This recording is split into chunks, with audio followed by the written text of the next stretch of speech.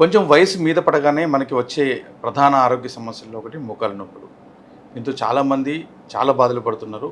కానీ simple solutions ఉన్నాయనే విషయాలు ఇప్పుడు డాక్టర్లు చెప్తున్నారు. ప్రస్తుతానికి మనం హోలిస్టిక్ హాస్పిటల్లో ఉన్నాం.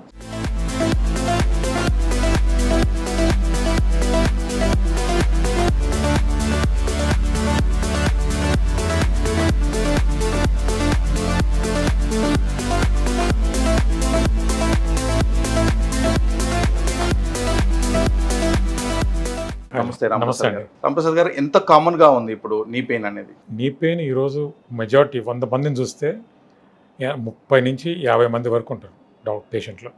చిన్నపిల్లలు కావచ్చు, పెద్దవాళ్ళు కావచ్చు, మధ్య వయస్కులు కావచ్చు.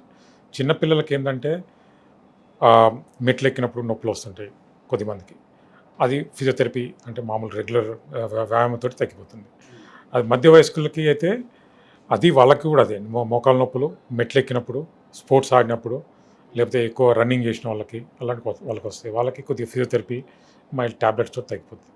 పెద్ద 50 తర్వాత వచ్చే వాళ్ళందరికీ బాగా అరిగిపోయి వస్తారు. మన దగ్గర చాలా లేట్గా ప్రజెంటేషన్, అంటే బాగా అరిగిపోయి వంకర కాళ్ళతో వస్తారు మన దగ్గరికి. అంటే నేను ఇప్పుడు ఒక స్టేట్మెంట్ ఇచ్చాను, వయసు మీద పడిన వాళ్ళకి మోకాలు నొప్పులు అని. అది కాదు, చిన్నపిల్లలు కూడా మోకాళ్ళు వచ్చి చిన్నపిల్లలు వచ్చే అవకాశం ఉంది. చిన్నపిల్లలు కూడా వాళ్ళలో ఏం కారణాలు ఉంటాయి డాక్టర్? వాళ్ళలో కొంతమందికి నీ క్యాప్ అంటారు, పెట్టలా అంటారు. పెట్టలా అంటే ముందు చిన్న బోన్ ఉంటుంది, అది కొద్దిగా కార్టిలేజ్ కొద్దిగా మెత్తగా అవుతుంది.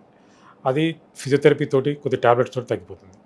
కొంతమందికి ఏమో rheumatoid arthritis or zonal arthritis అంటారు. ఆర్థరైటిస్ అంటే కీళ్ళ సంబంధిత వ్యాధులు ఉంటాయి, అవి వచ్చినప్పుడు నొప్పులు వస్తాయి.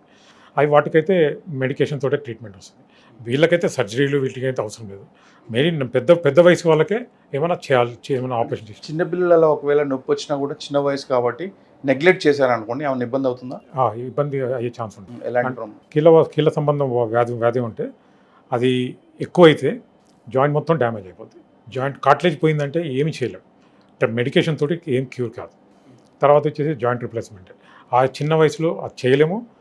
ట్రీట్మెంట్ ట్యాబ్లెట్స్ తోటి కూడా తగ్గదు. మధ్య వయసులో అయితే అప్పుడు కూడా సర్జరీస్ అవసరం పడుతుందా? ఫిజియోథెరపీతో అందరికీ అవసరం ఉంటుంది. చాలా కొద్ది మందికే ఆపరేషన్లు అవసరం ఉంటుంది.